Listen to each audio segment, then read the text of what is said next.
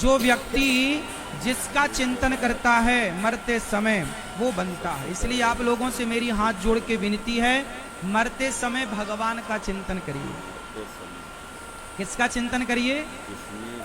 बोलो। भगवान का चिंतन करिए। किसका चिंतन करिए? केवल भगवान का। एक कृष्ण के सिवा और किसी का चिंतन ना हो।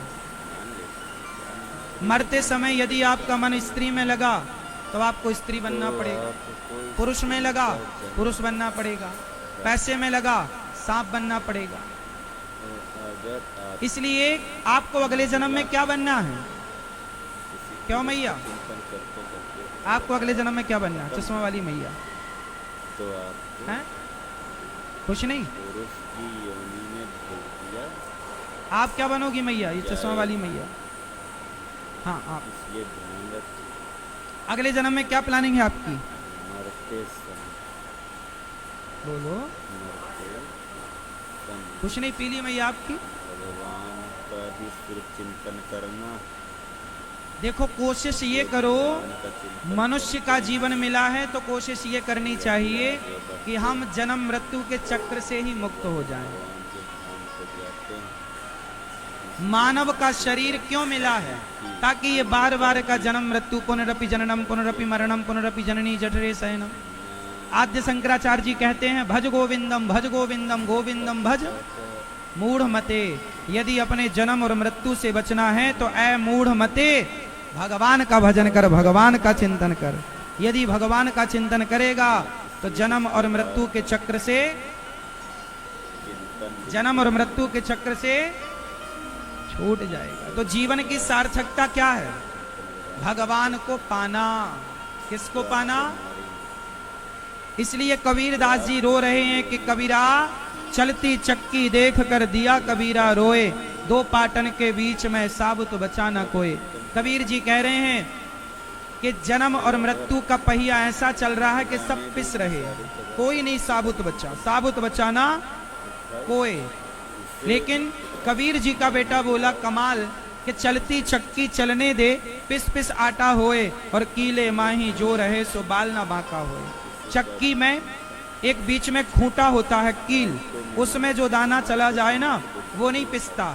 उसी तरह जन्म मृत्यु में सब पिस रहे हैं, लेकिन जो एक भगवान की शरण में चले जाते हैं वो पिसने से बच जाते हैं। बचना है तो ईश्वर का आश्रय लीजिए, जैसे ध्रुव जी ने लिया, प्रहलाद जी ने लिया।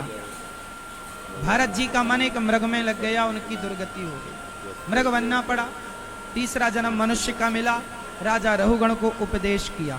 अच्छा, एक छोटा सा सवाल मैं आप लोगों से पूछूंगा जिससे आपका नॉलेज बढ़ेगा, वो उत्तर दीजिएगा आप सब। ये बताओ कि शरीर और आत्मा ये दोनों एक हैं कि दोनों अलग अलग हैं? एक हैं कि दो हैं? आप क्या हैं? शरीर, आप किसका हिस्सा है, शरीर का या आत्मा का? आप कौन हैं? शरीर है या आत्मा है? कौन है?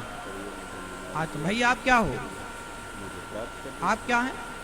आत्मा। मैया, पीली मैया आत्मा हो, और ये बगल वाली मैया चश्मा वाली मैया आप क्या हो? शरीर की आत्मा? बोलो मेरी माँ। शरीर अलग है, जैसे मोबाइल अलग है और सिम कार्ड अलग है। मोबाइल और सिम ये दो हैं, लेकिन दोनों एक दूसरे के पूरक हैं। शरीर मोबाइल सेट की तरह होता है और आत्मा सिम कार्ड की तरह होती है। जब तक आत्मा नहीं जाए, सिम नहीं जाए, तो मोबाइल से बात कहाँ होगी? उसी तरह आत्मा के बिना आंख देख नहीं सकती, आत्मा के बिना कान सुन नहीं सकता, आत्मा के बिना पांव चल नहीं सकता, आत्मा के बिना दिल धड़क नहीं सकता। हाँ या ना? जब आदमी मरता है तो शरीर तो होता है, बताओ क्या नहीं होता? बोलो। आत्मा नहीं होती, आत्मा ही तो निकलती है। उसे साइंस की भाषा में एनर्जी कहते हैं। क्या बोलते हैं साइंस की भाषा में? वो एनर्जी है। एनर्जी मतलब एक शक्ति है। उसी एनर्जी को, उसी शक्ति को हमारी आध्यात्मिक भाषा आत्मा के नाम से जानती है। किस नाम से जानती है? आप ऐसा करेंगे आपके अंदर एक आत्मा है, जब तक वो है तो आंख देख रही है, कान सुन रहे हैं, पांव चल रहे हैं, दिल धड़क रहा है, और आत्मा गई तो आप पड़े रहेंगे जस के तस। भगवान की लोग ले जाएंगे, चिता पे जला के आ जाएंगे। भगवान की कीमत उस आत्मा की थी, जब तक वो आत्मा है तब तक आप घर के अंदर हो। आत्मा निकली, लोग घर से बाहर कर देंगे। जाना पड़ेगा। बोलो हाँ। अच्छा मुझे आप बताओ कि वो जो आत्मा थी, अच्छा ये बताओ स्वर्ग होते हैं कि नहीं? स्वर्ग होता है कि नहीं? और नरक होता है कि नहीं? कितने लोग स्वर्ग नरक को मानते हैं? स्वर्ग होता है, नरक होता, कौन कौन मानता है? जो मानता है वो हाथ उठाएं। मैया, ओ पीली मैया, स्वर्ग जाना है तो हाथ उठाओ। पहले हमेशा भगवान